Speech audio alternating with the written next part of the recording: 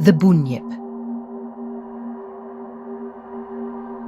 The sun had already dipped behind the red gold hills when David Blake crossed into the Murra Swamp, an isolated stretch of wetlands in the heart of the outback.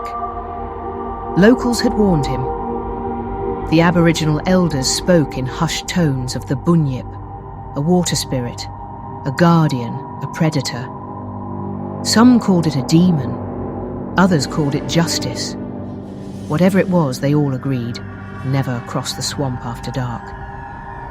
But David was a skeptic.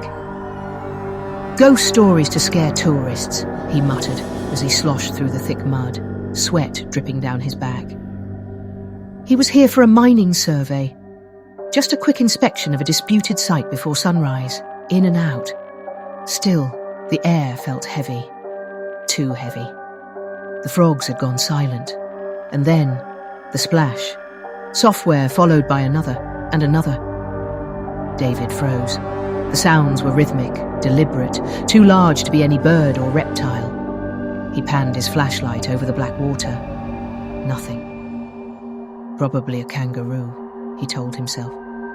But his voice sounded hollow, swallowed by the reeds and fog now creeping over the swamp. Then he heard it. A low growl, deep and guttural, vibrating through the muck beneath his boots. Not a crocodile, not any animal he recognized. He turned, ready to retreat, but the path he'd taken had vanished, swallowed by rising water and thick, shifting reeds. It was as if the land had changed behind him. The swamp was alive. David trudged forward, flashlight shaking. The beam caught something ahead, a glint of green, two eyes glowing faintly. He lifted the light higher. Something was rising from the center of the swamp. Massive, covered in black, glistening slime, its body sloshed with each movement like it was half solid, half liquid. Shaggy, waterlogged fur hung from its frame, slick with rot. Its limbs were twisted, ending in webbed claws as long as kitchen knives, and its mouth, wide, round, like a gaping pit of teeth, rows upon rows, circling inward like a sea creature from the depths of a nightmare. The Bunyip. It stared at him with intelligent, unblinking eyes, its breath steaming in the cold night air. David stumbled back, heart in his throat. He turned to run and stopped. Standing in the reeds at the edge of the swamp was another shape.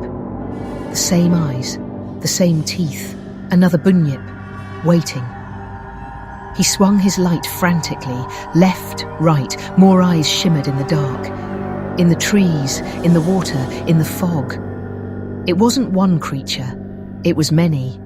A pack, and they had been herding him. David bolted, feet slipping in the mud.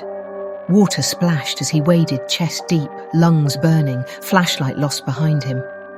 The growling rose, deeper now, angrier. And above it all, a sound that didn't belong in this world. A roar so loud it shook the sky.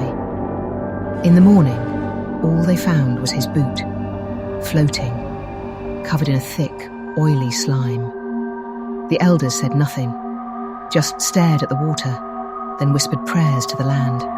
One of them, an old woman with clouded eyes, said quietly, "He was warned." The Bunyip protects what belongs to the dreaming. Since then, no one crosses Murra Swamp at night. But sometimes, just before sunrise, you can hear a splash, and if you listen closely, a slow, wet breath just behind you, waiting.